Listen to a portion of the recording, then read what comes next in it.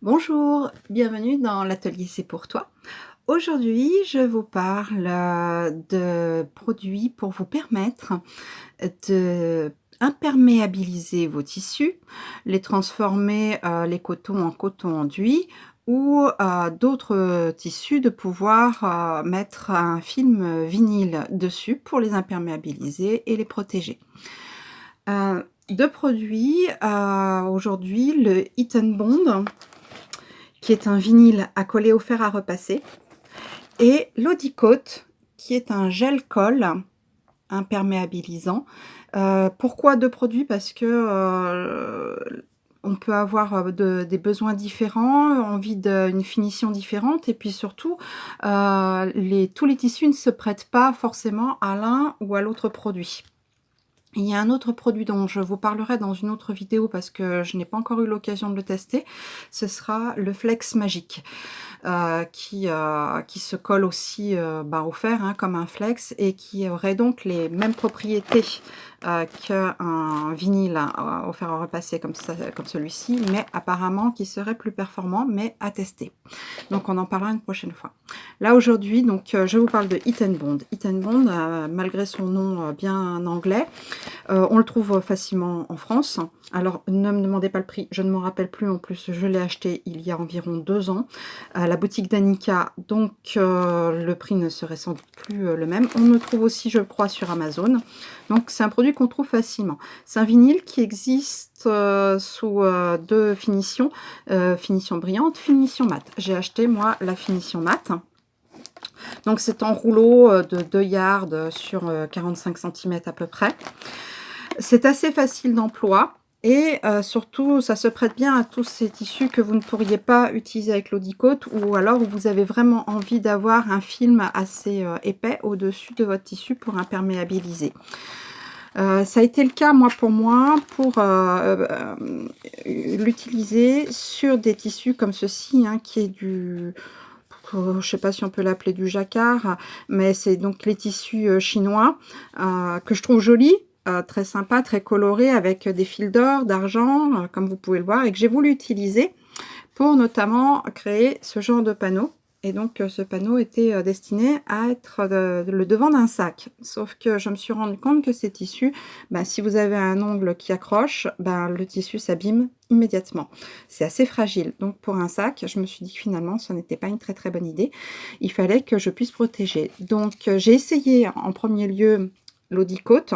Mais l'Eau-Di-Cote ne convient pas du tout pour ce type de tissu. Le tissu devient tout foncé, comme vous pouvez voir ici. Donc j'ai fait de l'Eau-Di-Cote et une seule couche, et mon tissu normal est ici. Donc plus rien à voir. Et en plus, ça éteint complètement le côté irisé des fils, notamment ici argent. Même principe ici sur l'or, je n'ai plus mon test, mais ça a fait exactement les mêmes dégâts. Donc j'ai trouvé ça tout à fait dommage. Donc j'ai testé le Heat& Bond, et le Heat& Bond, lui, m'a donné d'excellents résultats. Alors évidemment, avec la lumière, vous voyez le film qui est brillant. Alors c'est une finition pourtant mate, hein, donc vous imaginez la finition brillante, c'est encore plus brillant. Mais quand vous les tenez droit, on va essayer comme ceci. Voilà, vous vous rendez compte que il n'y a pas de modification du tissu. Il n'y a pas au niveau de sa couleur, de sa teinte. Ça reste fidèle, et ça tient très bien. Il n'y a pas de problème. Ça épaissit un peu le tissu, hein, clairement. Et ça donne un peu l'effet qu'on peut attendre, par exemple, comme un coton enduit, par exemple, que j'ai acheté, qui était du commerce. Eh bien, ça donne, on va dire, à peu près la même épaisseur.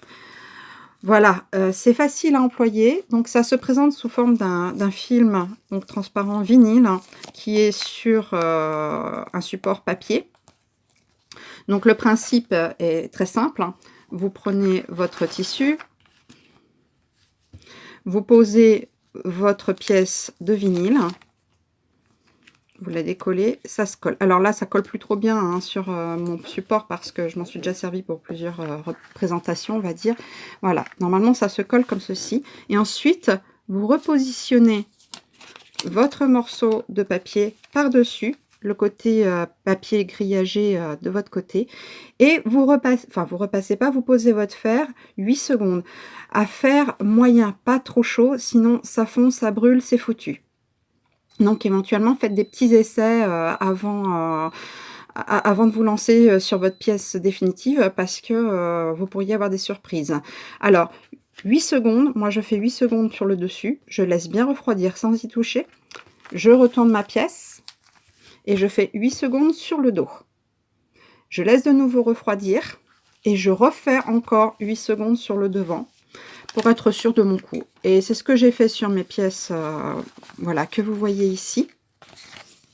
Ça s'est très, très bien passé, vous voyez mon tissu, il y a aucun problème. J'ai pas de bulles d'air, j'ai rien de tout ça, mais bon voilà, je pense qu'il faut quand même rester raisonnable et ne pas tenter de faire des trop grandes pièces parce que sinon on a facilement, je pense, des problèmes de bulles d'air, pas très sympathiques et pas très, très gracieux. Voilà, sur le long terme, je pense que c'est un produit qui est relativement durable, puisque j'ai fait donc le sac en question pour ma belle-sœur que je lui ai offert à Noël dernier. Donc le sac a maintenant 1 an et le sac est comme neuf, pourtant elle l'utilise pour aller régulièrement au yoga, donc ça ne reste pas dans un fond de placard, heureusement pour moi, et ça se passe très bien. Alors l'avantage du produit en question de Eat Bond, c'est que vous pouvez donc créer des pièces d'appliqué avec ce vinyle et vous pouvez broder. Vous voyez, j'ai fait un petit test la première fois, il n'y a aucun problème, ça supporte très très bien la broderie. Alors, juste avec un tout petit défaut éventuellement, mais qui est vraiment très peu visible, mettez bien, vos lunettes ou vos loupes pour le voir, c'est qu'ici, au bord du point de satin, ça peut faire un léger effet blanchâtre, notamment sur, les pièces de coton ou de tissu, plus foncé. Là, ça ne se voit pas du tout, ça fait rien du tout, mais, ça peut faire cet effet un peu blanchâtre. Mais sinon, voilà, très sincèrement, ça se brode sans aucun souci et sur le sac, je n'ai eu aucun problème. En revanche, le Eat Bond, lui, il a quand même sa petite limite, c'est que voilà, vous ne pouvez le travailler que sur des pièces de tissu, voilà, brutes. Mais en aucun cas, vous ne pourrez le poser, par exemple, sur un panneau comme ceci. Parce que là, les reliefs, notamment liés à la broderie, ou aux superpositions de couches de tissu, fait que le vinyle ne colle pas bien, ça fait tout de suite des bulles, ça se voit, et c'est vraiment très très moche. Et en plus, le rendu est super laid, parce que ça se voit vraiment, on a l'impression que vous avez mis de la toile cirée par-dessus votre travail, c'est vraiment pas joli. Voilà, donc ça c'est un petit peu la limite de ce produit, mais sinon vraiment, si vous voulez un effet vinyle en finition, je vous conseille le Eat Bond. On m'a parlé du Lamifix, je ne l'ai pas testé, a priori c'est les mêmes propriétés, mais certaines personnes m'ont retourné comme réflexion que au bout d'1 an ou 2, elles avaient remarqué un durcissement du vinyle et du coup, après il a tendance à s'écailler ou à faire des traces blanchâtres sur le tissu. Bon, moi je n'ai pas ce problème-là actuellement avec le Eat Bond, maintenant ça peut peut-être arriver sur le plus long terme, je ne sais pas. Donc c'est quand même peut-être aussi quelque chose à tenir en compte sur votre travail. Voilà pour ce produit-là. Maintenant, je vais vous parler de l'Eau-de-Côte qui, je pense, intéresse beaucoup de gens parce que c'est un produit un peu qu'elle vend en poupe aujourd'hui. Alors, l'Eau-de-Côte, je m'en suis servie il y a 2 mois, puis je vais m'en servir aujourd'hui avec vous. C'est un gel colle.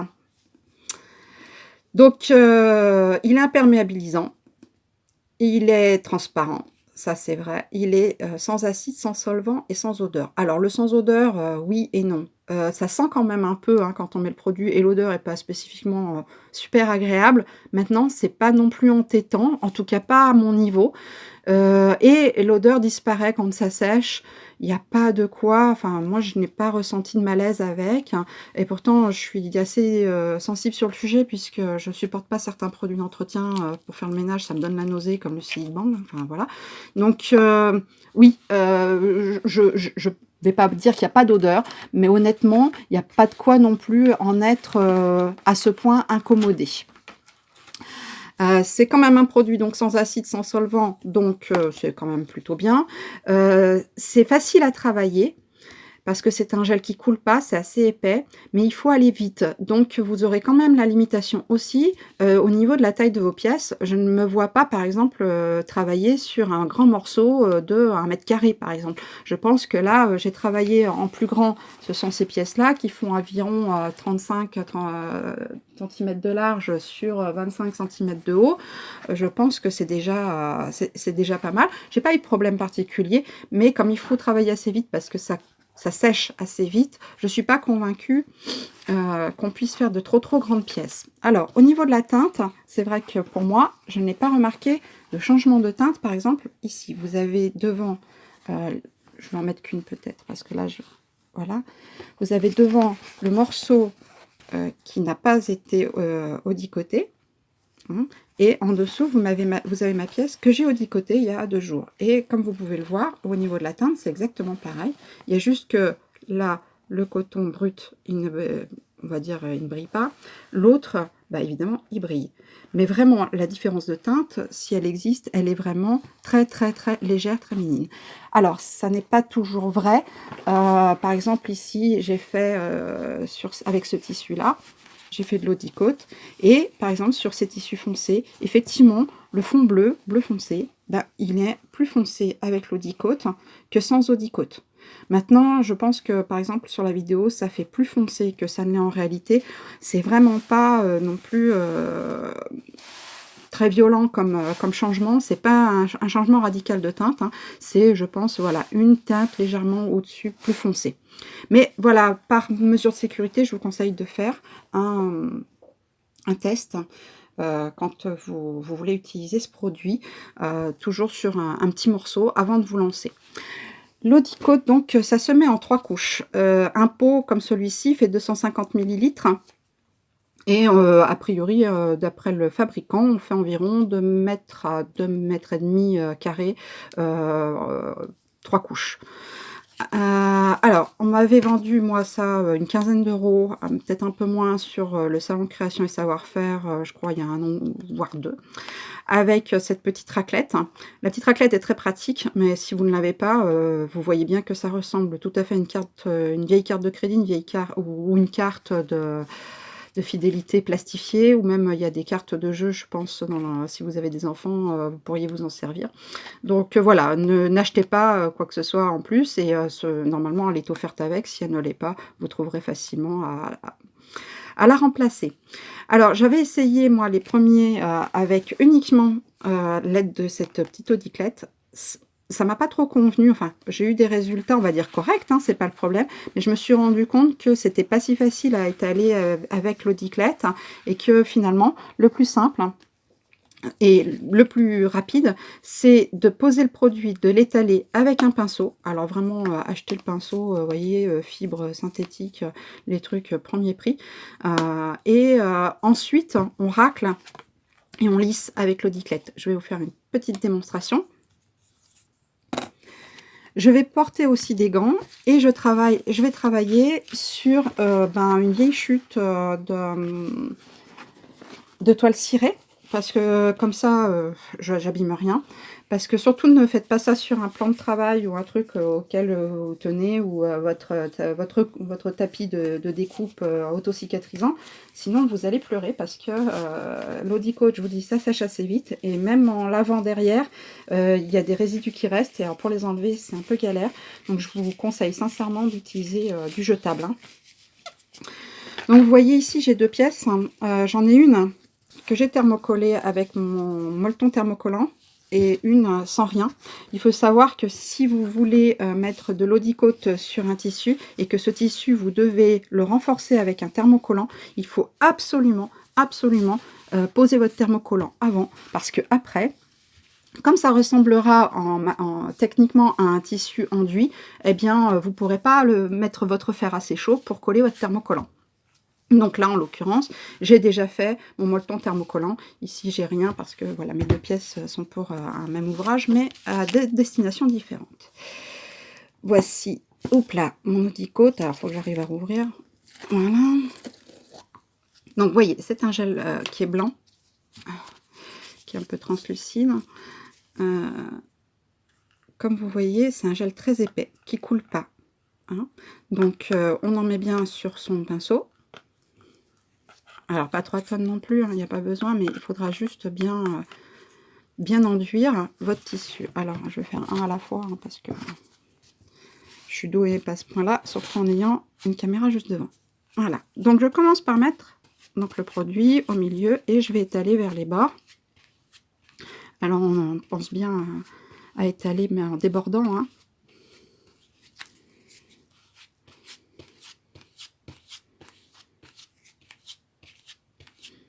Alors, mettez-vous bien avec de la lumière pour pouvoir bien voir en vous penchant si vous avez bien mis du produit de manière uniforme partout. Croisez vos coups de pinceau pour être sûr d'avoir mis du produit partout et que votre tissu soit correctement imbibé. Faites très attention à ne pas avoir de poils, choses comme ça qui traînent, hein, c'est très gênant. Et ayez repassé votre pièce de tissu avant l'usage. Donc là, a priori, j'ai bien mis tout mon produit. Et donc maintenant, avec ma petite audiclette, je vais racler. Alors je commence moi toujours par le centre et je vais vers l'extérieur. Et donc voilà, je récupère, vous voyez, le produit qui est en trop. Et on peut tout à fait le remettre dans le pot. Voilà.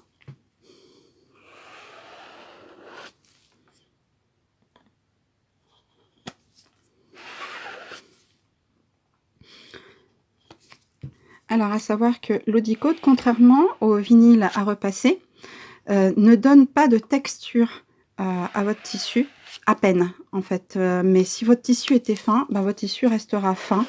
Il ne va pas s'épaissir, contrairement avec un vinyle à coller au fer à repasser. C'est vrai que l'eau-de-côte n'apporte pas de tenue. Donc, ne comptez pas sur l'eau-de-côte pour apporter de la tenue à votre projet. C'est pour ça que si vous devez thermocoller, faites-le bien avant. Alors, et puis après, voilà, j'utilise ma raclette pour racler délicatement, pour être sûr que je suis partout de manière égale. Donc, je me penche, je suis désolée, je passe devant. Voilà. Donc, soyez bien sur une surface très très plane pour que ça fonctionne bien. Voilà, il faut travailler assez rapidement. Sinon, je vous dis, ça sèche assez vite. Alors, surtout, vous ne laissez pas, une fois que c'est fait, vous ne laissez pas votre pièce là sur la partie où vous avez collé. Vous allez la faire sécher ailleurs, sur une partie de votre toile cirée où il n'y a rien. Parce que sinon, ça reste collé sur la toile cirée. J'ai eu la mauvaise surprise la dernière fois. Ça m'a pas fait rire parce que ça m'a complètement déformé mon bout de tissu. Voilà, je vous ai montré, alors je continuerai ensuite avec ceci. Alors, à savoir que donc ça ne donne aucune texture, il faut laisser sécher 1 heure entre chaque couche. Si vous faites qu'une couche, le côté imperméable ne fonctionne pas.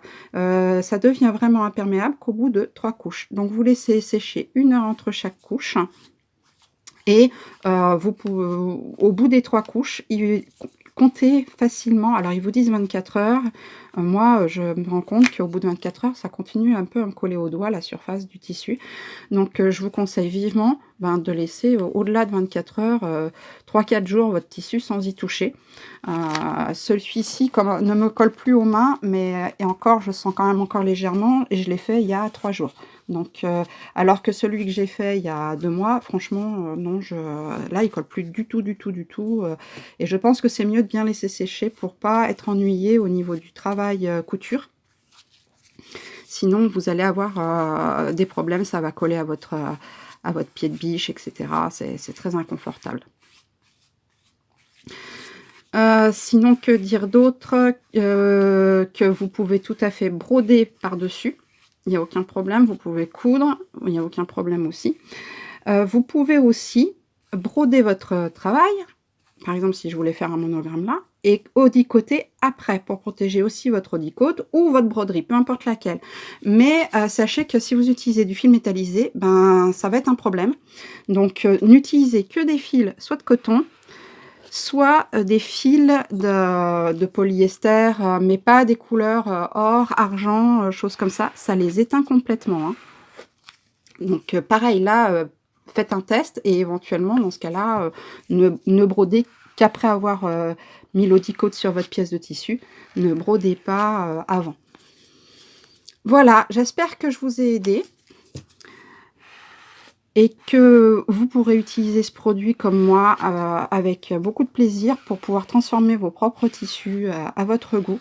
Donc là aussi, dites-vous bien que ça limite, hein, c'est quand même un produit qui est pas donné et que, vous pouvez pas travailler sur de trop grandes pièces. Mais c'est quand même très, très pratique pour vous permettre de, créer vos propres tissus, on va dire enduits. Toutefois, voilà, je le répète, ça n'aura pas la texture du tissu enduit tel que vous l'achetez, dans le commerce. Ça a une texture plus souple.